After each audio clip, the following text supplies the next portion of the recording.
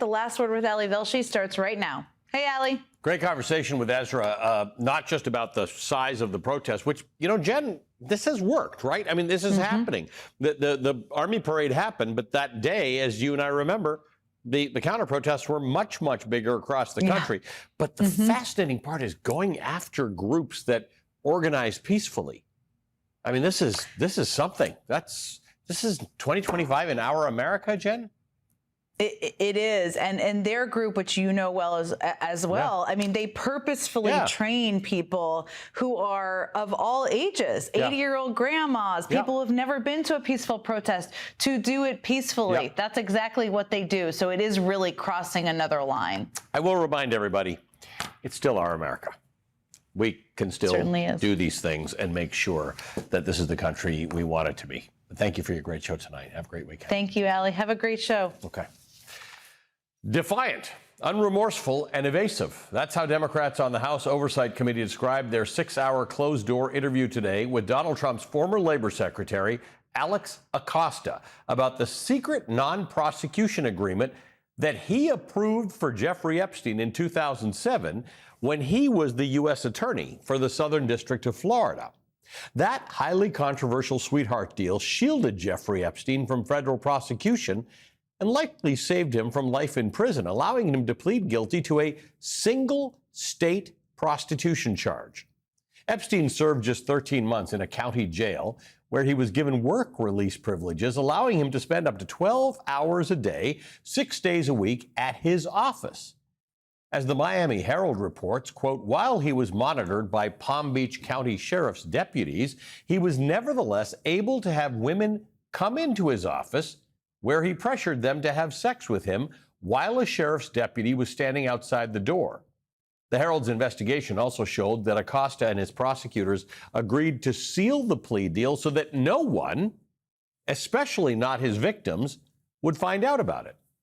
The Herald series also showed that federal prosecutors led the sentencing judge to believe there was only one victim, when in fact there were at least 24. Most of his victims were between the ages of 14 and 16, end quote. This week at a Senate hearing, Trump's FBI director, Kash Patel, essentially placed the blame for botching the Epstein investigation on Alex Acosta. Now, I know that there's a lot of talk about Epstein, and I'm here to testify that the original sin in the Epstein case was the way it was initially brought by Mr. Acosta back in 2006. The original case involved a very limited search warrant or set of search warrants and didn't take as much investigatory material it should have seized. This deal, as the original sin, as Kash Patel puts it, effectively allowed Jeffrey Epstein to molest and rape more young girls until he was arrested on federal sex trafficking charges in 2019, 12 years later. Despite that, Oversight Committee Democrats told reporters that Alex Acosta defended his decision not to prosecute Jeffrey Epstein and showed a lack of remorse for his actions. The top Democrat on the committee, Congressman Robert Garcia, said that Alex Acosta claimed that he was, quote, not aware of claims that Epstein went on to abuse other women during his sentence. It's very clear that Alex Acosta ran a deeply flawed investigation of the Epstein case. That's clear. He also would not admit that Mr. Epstein received a sweetheart deal, which has been widely reported and agreed upon since that deal was actually made by Mr. Acosta and his team. So he would not admit, and in fact stands by the decision to have given Mr. Epstein a sweetheart deal, which was only 18 months, and which during that time he went on to abuse multiple women that he raped during that time, when he was supposed to, of course, have been in jail by the team by Acosta. We asked him directly if he actually understood that during the sentence that Jeffrey Epstein received, that he went on to abuse other women, and he would not answer that question. He said he was not aware that that actually happened, that he could not confirm that that actually happened. That has been widely reported. And so he is completely not credible, and he's has been clearly involved in the broader cover-up that is happening right now, clearly being directed by the White House and the Attorney General. Yeah, to be clear, those of us reporting on this have known about this for several years. So the idea that this is news to Alex Acosta is kind of remarkable. Today, MSNBC legal correspondent Lisa Rubin, who will join us in a moment, shared some questions that she would ask Alex Acosta if she could, beginning with the 2019 DOJ investigation into possible misconduct by prosecutors involved in the deal, including Alex Acosta. Quote, I'd first ask Acosta whether he will voluntarily provide Congress with a transcript of those prior interviews, especially given that the House Oversight Committee has received limited information that was not already in the public domain. I'd ask Acosta why the feds played a role in negotiating victims' ability to seek compensation, especially when they never involved the victims or their lawyers in negotiating the deal. And does Acosta understand now, in retrospect, that by identifying individuals known to the U.S. Attorney's Office as victims, the Justice Department only further enabled Epstein to manipulate, control, and even threaten those who survived his heinous crimes? The non-prosecution agreement specifically committed to the abrupt and premature end of the Florida-based investigation, and in any event, it obligated the feds to lay off any potential co-conspirators.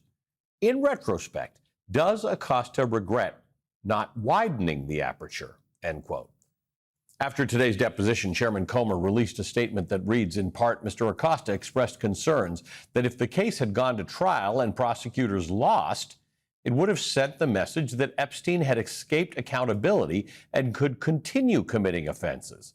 Mr. Acosta stated his office received multiple assurances that Jeffrey Epstein would not be allowed on work release, yet somehow Palm Beach County allowed it to happen.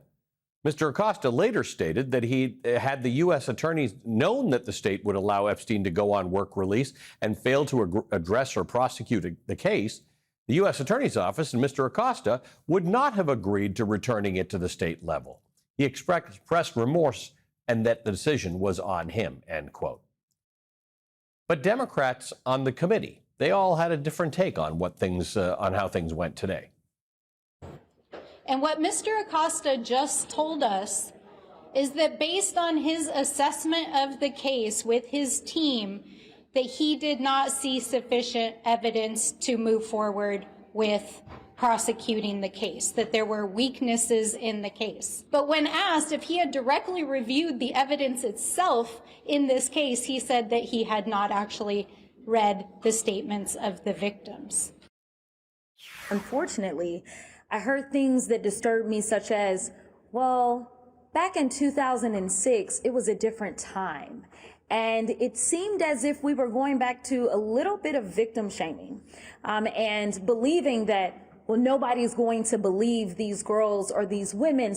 Mr. Acosta, at least to us in this deposition, essentially said he didn't have faith in the victims, their stories, and their ability to tell their own story and their own testimony, which is deeply disturbing to all of us sitting in there. Not just that, but it seems like Mr. Acosta really had no idea about what was going on in his own office during this investigation. A few moments ago, my colleague Jen Psaki spoke with a survivor of Jeffrey Epstein's crimes, Annie Farmer, about Alex Acosta's interview. It was really disappointing, to be honest. I would not say it's shocking because, we have not seen a lot of people taking accountability and expressing remorse for the way that this all went so very wrong. But it was really disappointing with all the information that's come out, what we know transpired, even during the time that Epstein was allegedly being punished, that he was able to abuse more minors. It was pretty disappointing that he didn't change the narrative in any way. All right, leading off our discussion tonight is the Democratic Congressman Raja Krishnamurthy of Illinois. He's a member of both the House Oversight Committee and the House Intelligence Committee. Congressman, thank you for being with us tonight. Trying to get my head around two different parts of this, because no matter how you look at the Epstein situation, all roads lead through Alex Acosta, right? Whether there was a prosecution or no prosecution or a deal, it all had to happen around Alex Acosta. He said a couple of interesting things. Times were different back in 2006. I'm trying to get my head around whether Alex Acosta did something wrong, or he was truly incompetent, having not read the victims' statements, having not thought that this was a case worth pursuing because he felt it was too weak to win? What's your sense of it after hearing some of this testimony? So first of all, I think it was both. I think he did something wrong in terms of not really even looking at the victim's statements, examining the voluminous evidence. There were over 40 minors that were willing to testify. And so to say that somehow that evidence was flimsy or that case was weak kind of defies logic. I don't think there was a weak case. There was a weak prosecutor, Ali. And I think that at this point, I think that his defiant, unremorseful demeanor also just simply suggests that, we need to do more digging. We need those Epstein files as well, because I think they will also contain more information, maybe even with regard to this particular non-prosecutorial agreement. Just as an example, there was a draft 50-page indictment, as well as a 80-page kind of detailed report that was done by the line prosecutor that we still haven't seen. And it apparently was done before this non-pros agreement had been entered into. So let's talk about, look, the defiance part seems to be de rigueur for anybody appointed by Donald Trump these days. But was there some sense, the lack of remorse is intriguing only because it doesn't have to be personal remorse. It needs to be an understanding of how is it that a case like this, it was sort of unbelievable to the public when this all came, to the public eye in 2018, 2019, that something like this was allowed to happen. Seems odd that Acosta didn't have any sense of what Palm Beach County was doing and the fact that they put him on this work release program. It beggars disbelief. Right? That this was all allowed to happen to one of the worst sex offenders that we've come across in recent decades. Well, look, I think one of the issues that we have to confront as well is that, one of the claims that the survivors make is that somehow Jeffrey Epstein had ties to the intelligence community. And, Acosta denies having made statements about this particular issue. Others claim that he has. So one of the things that's going to come out of this is I plan to ask for documents from the CIA and the intelligence community with regard to Epstein, because you're right. I think all the facts, they just don't add up. And right. Acosta continuing to claim that he had no knowledge of what was going on, he didn't assess the evidence, he didn't know how bad it was, just raises the question of what other equities or what other issues or factors were at play here. Well, this is the piece of testimony that I was most intrigued by, because it's the person who could shed some light onto this whole thing. There are worlds colliding here, right? There's the conspiracy theory world. There's the Dan Bongino, Kash Patel world, the right-wing world that says that this was all a cover-up and there was a big promise to let it all go. Acosta's really the guy who could have told you from A to B, here's how this unfolded. It sounds from your colleagues and you that just didn't happen today, that you didn't get good new information that helps move this investigation forward. No, I think what we need is a couple things. One, we need those documents. We need the rest of those files, the Epstein files, but we also need to be able to interview other witnesses and get those financial records. I think those financial records are really important in understanding, who was benefiting from this child sex trafficking ring. And quite frankly, who would have stood to gain by covering up all this stuff at the time that Acosta decided to enter into this non-pros agreement? Ron Wyden in the Senate has said that there was more than $1 billion in wire transaction activity related to this child sex trafficking ring, which is an astonishing amount. And we need to get to the bottom of who were receiving those wire transactions and who were making them. Yeah, these days, if you try and transfer $10,000 anywhere, you have to explain where that money's going. That's right. I mean, if I could just say one thing, I mean, what is just crazy is that everything was done in cash. It was $300 for each child to perform a quote unquote massage, and then $300 to induce another child to also do the same. So it's just tons of cash. Yep. In a time when this is post 9/11, there's KYC requirements that would have required financial institutions to understand with more detail, like why so much cash was being dispersed. Right. And so that's why we need to get the financial documents. Congressman, good to talk to you. Thank you for being with us. Congressman Raja Krishnamurthy, member of the House Oversight and House Intel Committees, Congressman from Illinois. Joining us now is MSNBC legal correspondent Lisa Rubin. Lisa, I've many questions for you. I'm sort of deeply disappointed because I thought Alex Acosta is truly the one guy who probably knows a lot of the moving parts here. That's interesting because, first of all, Alex Acosta was interviewed by the Department of Justice, as I noted in the column that I wrote today, in 2020. Yeah. So to the extent that these folks wanted to get more information from Alex Acosta, the best way to have done that was to obtain his earlier transcript and then try to follow up on loose threads and also to confirm some of the things that he said then were still the case. Without it, though, they don't know what Alex Acosta told his own Department of Justice in 2020. So yes, I share your disappointment, but I also had very low expectations for today. But the other reason I think that Alex Acosta isn't necessarily the key to all of this is that I agree with Kash Patel that the original investigation was somewhat limited. And of course, it was limited because Alex Acosta agreed to cut it off when they entered into that non-prosecution deal. There is a wealth of information that then was developed over the years after that non-prosecution agreement, including with respect to people that Epstein allegedly abused while he was on that work release program, on house arrest, and obviously all of the investigative threads that the Southern District of New York and the FBI's New York field office explored leading up to Epstein's indictment in 2019 here in New York and the prosecution of Ghislaine Maxwell. There are years worth of material that Alex Acosta never had access to. Why? Because he prematurely cut off any investigation of those very facts. So let's talk about this, because I think sometimes people don't understand that most prosecutions are settled, a deal is made, a plea agreement is made. Trials are harder to win than we non-lawyers think they are. What's your evaluation of this? Because Acosta seemed to have determined this was possibly not winnable.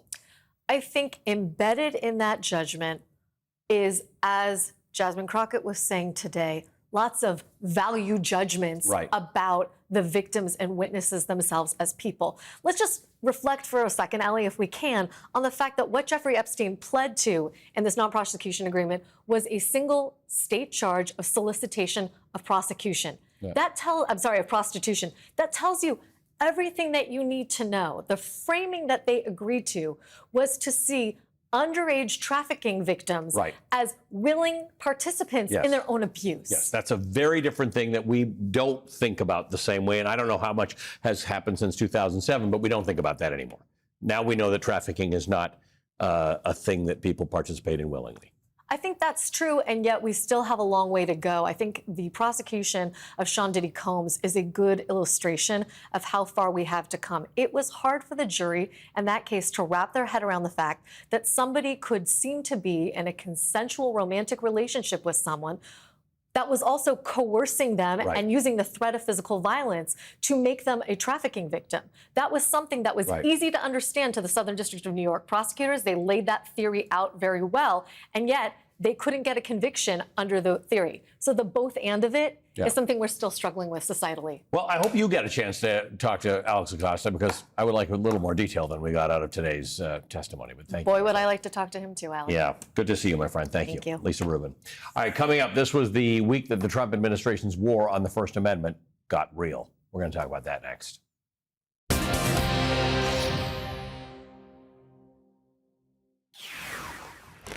Donald Trump lost in court again today when a federal judge dismissed his $15 billion defamation lawsuit against the New York Times, calling his 85-page filing, quote, decidedly improper and impermissible.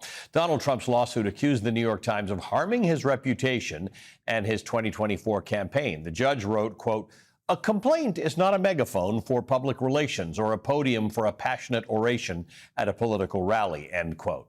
Republicans, including Donald Trump, have complained about cancel culture for years. We're learning now just how wretchedly hollow those complaints were, and I'm neither shocked nor surprised. From lawsuits to license threats, the Trump administration has pulled out all the stops to keep the media in check, including appointing Brendan Carr, this man, as the chairman of the FCC, the agency that regulates the broadcast television industry, to take on Donald Trump's media fight. Brendan Carr wrote the chapter on the FCC for Project 2025, the conservative blueprint that was written for Trump's 2024 campaign that begins this way, quote, "The FCC should promote freedom of speech." Apparently, he only meant a particular kind of freedom of speech. On Wednesday, hours after Brendan Carr appeared on a right-wing podcast suggesting that Jimmy Kimmel should be suspended, Jimmy Kimmel Live was pulled off the air indefinitely. In a statement, the Federal Communications Commission's only Democratic appointee, Anna Gomez, said that the Trump administration seized, quote, on a late-night comedian's inopportune joke as a pretext to punish speech it disliked. That led to a shameful show of cowardly corporate capitulation by ABC that has put the foundation of the First Amendment in danger. When corporations surrender in the face of that pressure, they endanger not just themselves, but the right to free expression for everyone in this country. They endanger not just themselves, but the right to free expression for everyone in this country. Sit with that for a second. Yesterday, David Letterman, who created The Late Show for CBS, said this. We all see where this is going, correct? It's managed media, and it's no good. It's silly. It's ridiculous, and you can't go around firing somebody because you're fearful or trying to suck up to an authoritarian criminal administration in the Oval Office. That's just not how this works. Late night hosts Jon Stewart, Seth Meyers, Jimmy Fallon, and Stephen Colbert expressed solidarity with Jimmy Kimmel, taking repeated satirical shots at Trump last night. Some naysayers may argue that this administration's speech concerns are merely a cynical ploy, a thin gruel of a ruse, a smokescreen to obscure an unprecedented consolidation of power and unitary intimidation, principleless and coldly antithetical to any experiment in a constitutional republic governance. Some people would say that.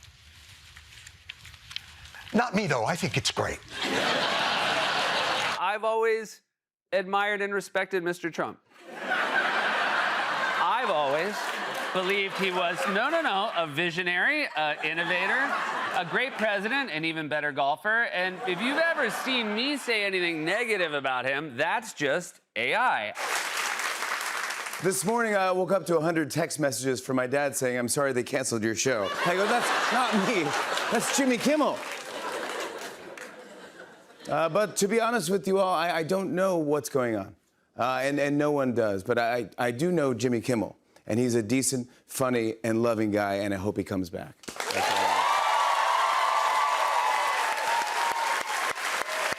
With an autocrat, you cannot give an inch. And if ABC thinks...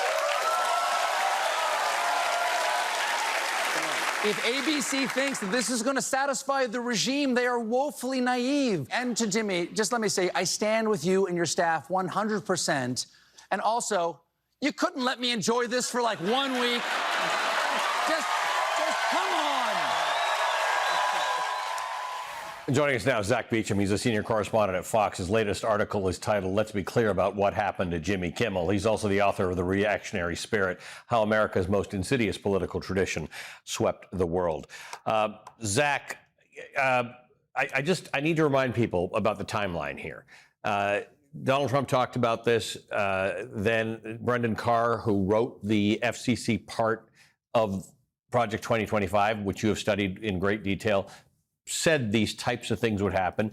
Then he went on a podcast and said not just that networks should pull these guys, but that the affiliates who own most of the local stations who are looking to merge with one another should say, we can't carry this stuff because the FCC won't allow us to merge if we do.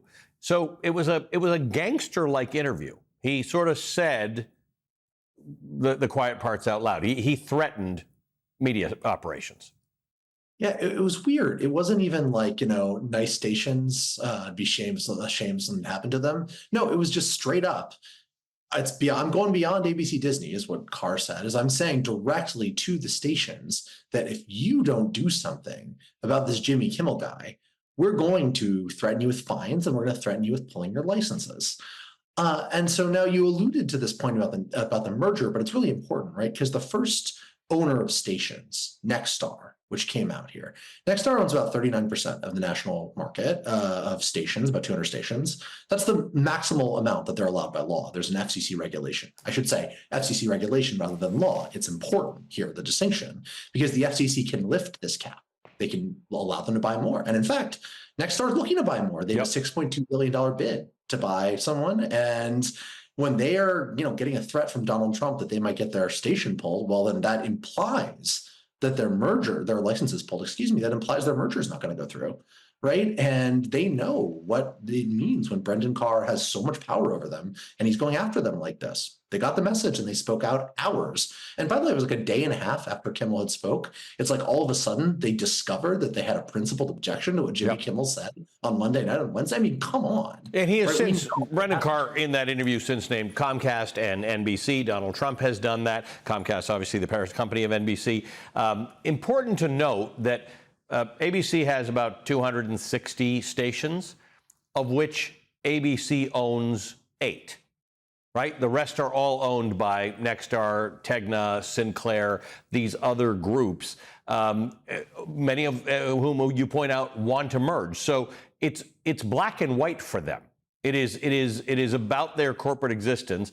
And I would love to see corporate America stand up to Donald Trump to say, I understand that you regulate us. We're still not going to bend the knee.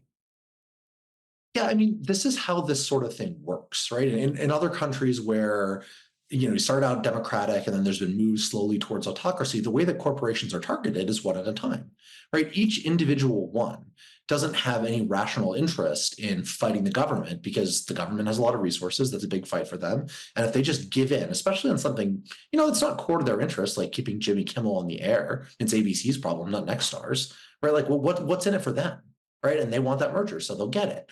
But each individual act, each individual concession, right, act of collaboration makes it easier for the next one. Right? What Colbert said in the clip that you played a second ago, that you can't give an inch. I mean, that's right in this case. Every time that you take a stand, you saw this with the universities. Columbia capitulated, Harvard fought, and Harvard has been a standard bearer, one that has probably stood in the way of more actions against other universities. Right. And that's when Nexstar capitulates, that sets a signal to everybody else that there's not going to be any kind of collective action. So corporations need to realize that if it's not you now, it'll be you later. Brendan Carr said we can do this easy way or we can do it the hard way. It looks like folks chose to do it the easy way. Zach, good to see you as always. Thank you. I encourage folks to write. I will see you in the morning. I encourage people to read what you've written about this week. Zach Beecham is the senior correspondent at Vox. He's the author of The Reactionary Spirit: How America's Most Insidious Political Tradition Swept the World. All right, coming up, elections have consequences, and this week that means a hell of a lot of confusion in Washington over the proven, not up for debate, hard science behind the safety and efficacy of vaccines, all thanks to Donald Trump's Secretary of Health and Human Services, Robert F. Kennedy Jr. That's next.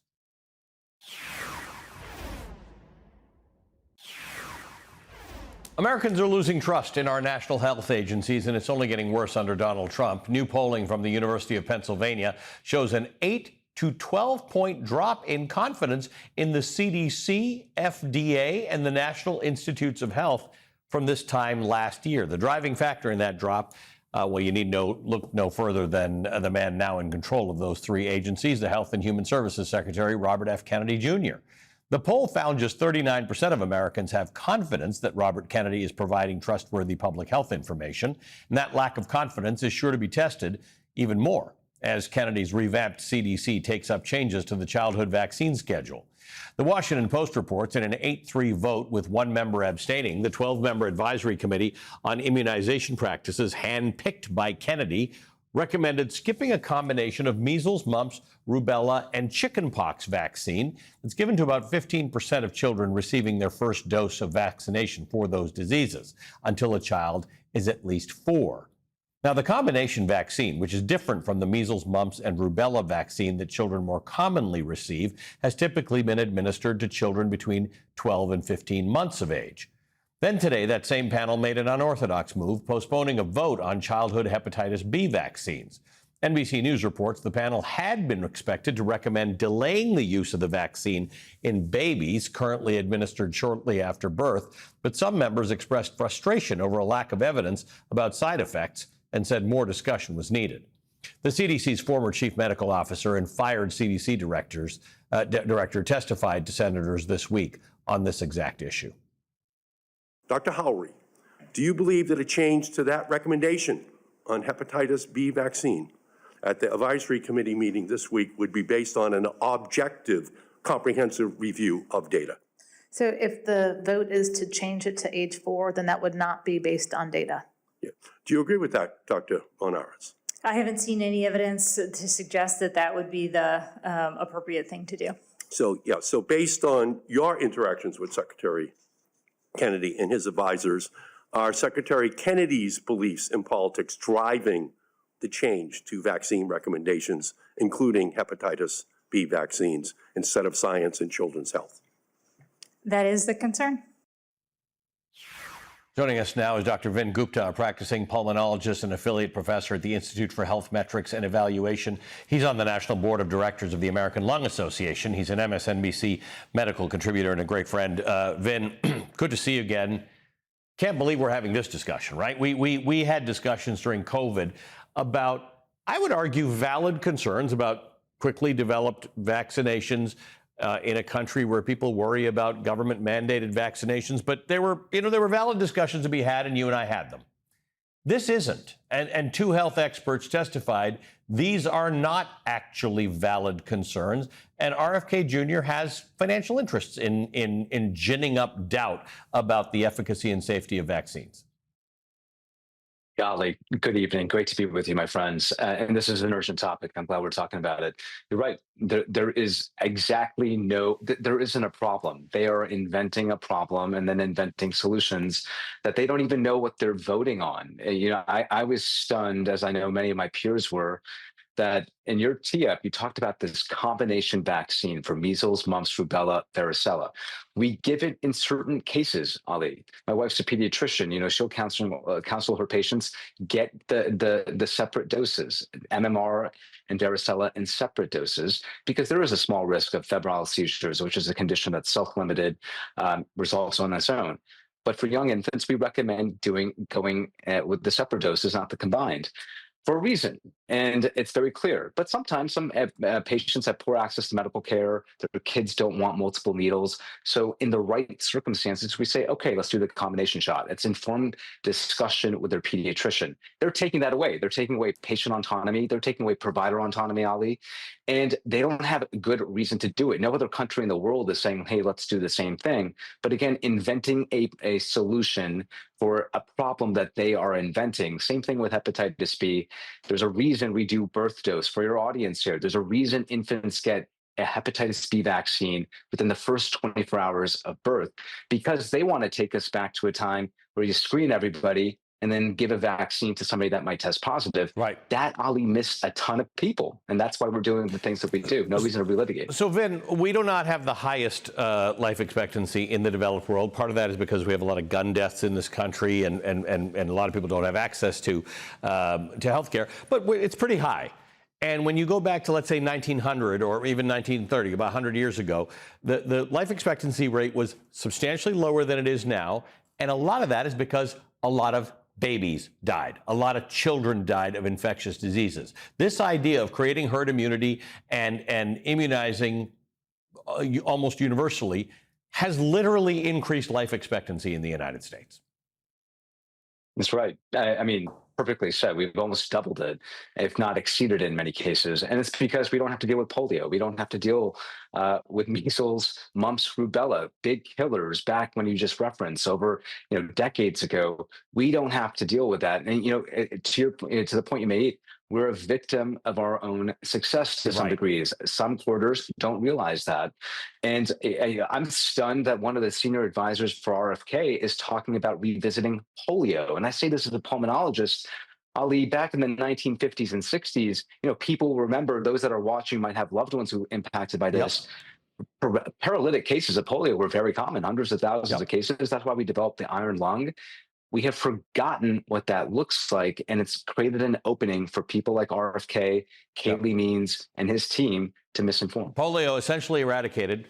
Google a picture of iron lung and look at rows and rows of people in rooms being aided in their breathing because of this. We've come so long. There's no reason to take an inch back. Vin, good to see you as always. Dr. Vin Gupta joining us. He's a pulmonologist and an MSNBC medical contributor. All right, coming up, to endorse or not to endorse? That's the question some very prominent establishment members of the Democratic Party face when it comes to the progressive New York City candidate for mayor, Zohran Mamdani. But why is it, at least for some of those Democrats, proving to be such a difficult question? That's next.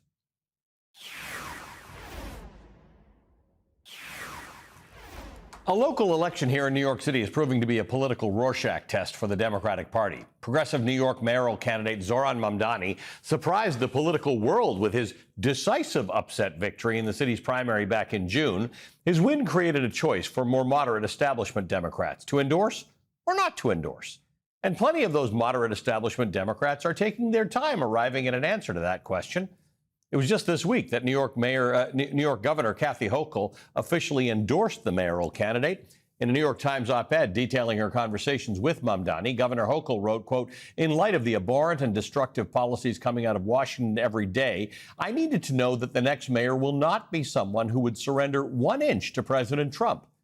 I didn't leave my conversations with Mr. Mamdani aligned with him on every issue, but I am confident that he has the courage, urgency, and optimism New York City needs to lead it through the challenges of this moment." The chair of the New York State Democratic Party, Jay Jacobs, on the other hand, definitively said yesterday he will not endorse Zohran Mamdani, citing fundamental disagreements over Israel and democratic socialism, according to the New York Times. After breaking with the governor so publicly, Jay Jacobs told Politico today, quote, "If the governor should ever ask any state chair to resign, they should resign," end quote. So he seems pretty locked in on that decision, but it's not like everyone's made up their mind here, at least not publicly. Two very notable New York Democrats are still on the fence as to whether to endorse Zohran Mamdani. New York State Democratic leader Chuck Schumer and House Democratic leader Hakeem Jeffries, both of them from the New York area. Again, the New York Times reports last week Mr. Schumer met one-on-one with Mr. Mamdani for an hour in Manhattan, a meeting described as warm. Before that, the senator called to congratulate the mayoral candidate on his upset victory in the Democratic primary in June, and once more a few weeks later to check in about how the campaign was unfolding. But during a week when much of the Democratic establishment seemed to be slowly getting on board with Mr. Mamdani's candidacy, Mr. Schumer, people familiar with his thinking on the matter said, still has not made up his mind, end quote. Joining us now is the former head of the New York Democratic Party, Basil Smikle. He's now an MSNBC political analyst. Chuck Schumer taking his time to decide on things has become the Chuck Schumer tagline these days. It's become very relevant because of the potential government shutdown coming around. But Basil, you and I have talked about a lot of this internal navel-gazing amongst Democrats between being more progressive and more centrist. Comes down to something different, I think, and maybe you agree with me. It is the fighters versus folders, right? It's people who will actually. Kathy Hochul said, "This guy's going to fight for New York." Eric Adams not going to fight for New York. Cuomo has made it pretty clear he's ready to get chummy with Trump. And you used in the tease for the story her op-ed, and she used those words: courage, optimism, and urgency. And frankly, isn't that what Democrats have been asking about for their leaders for quite some time now? So I absolutely think that what Kathy Hochul has seen in Mamdani is what a lot of voters have seen, which is why he won the primary. And you know, in terms of her calculus, look, she understands that she's got a race next year. And if you want to bring more voters into the party, you want to bring young voters into the party, Mamdani is the kind of person that you endorse. I do understand the position of the moderates because they do fall into a couple of those categories, people who may have concerns about Israel. and Mamdani's position on Israel. They may have concerns about crime and quality of life, something that the governor got attacked, was attacked with a lot in her race in 2022. It's what Cuomo talked a lot about when he announced during the Democratic primary season. And there might be other moderates that are concerned about his position on taxation and, and Wall Street and big business. But I think he can assuage those concerns over time. He has to moderate because a lot of what he wants, he has to go to the governor to get anyway. So I think the folks that are holding out can work with him. They just need to get on board. No, he seems to have that going for him. He goes into all the Lions dens, he has meetings, and generally speaking, you hear people come out of those meetings saying, "Don't think I agree with him. Might not even support him, but I can probably work with him," which is, in a big city like New York, how you actually have to move forward, right? It's not about liking everybody's politics. It's about can you move forward on those issues of personal safety, of affordability, of the things that Mamdani's done. But he's a bit Trumpian or Barack Obama-like in that he's bringing people in who otherwise were not concentrated on municipal politics in a place like New York. I mean, that's absolutely right. And, there was a concern that when he won the primary, there were a lot of older voters, particularly older African-American voters, that he had not been able to convince to support him. And by appearances, it looks like he's been able to do that work over the course of the last few months through the summer, winning their support. And I think it's good to talk about this as that Rorschach test, as you said, for Democrats across the country, because New York is such an important state. It's an important city. As much as 45% of the state's revenue comes from the city of New York. So you can imagine how important it is to govern a city like this. But if you're Chuck Schumer or Hakeem Jeffries, the other issues that you have to be concerned about are your ability to be able to raise money in New York for candidates across the country. So I totally understand that conversation and how that might be difficult. And for Jake Jacobs, who represents Nassau County, Laura Gillen and Tom Suozzi, he's got to protect them as well. There are a lot of difficult conversations that are taking place, but I think what a lot of voters are also saying is someone's got to move the party forward. Right. Regardless of what's happening here, the party's got to move forward, and it's got to move forward with some younger, more vibrant leadership. And it sounds like Mamdani knows what you're saying, that he's got to get out there to different constituencies and at least make a full-throated effort to win them over. Basil, always good to see you, my friend. Thank you. Basil Smikle. We'll be right back. All right, about 30 pages into George Orwell's 1984, our protagonist, Winston Smith, explains one of the ways Big Brother gained control. Quote, "It was quite simple. All that was needed was an unending series of victories over your own memory. Reality control, they called it in Newspeak. Doublethink. Never has it been more critical for Americans to read 1984, and tomorrow we will remind you why. At 10 a.m. Eastern, the Velshi Band Book Club, we will be revisiting 1984, not just with any author, but with Veronica Roth, whose young adult dystopian mega hit, Divergent, explores social structure, identity, and the power of fear. Do not miss this meeting of the Velshi Band Book Club. That is tonight's last word.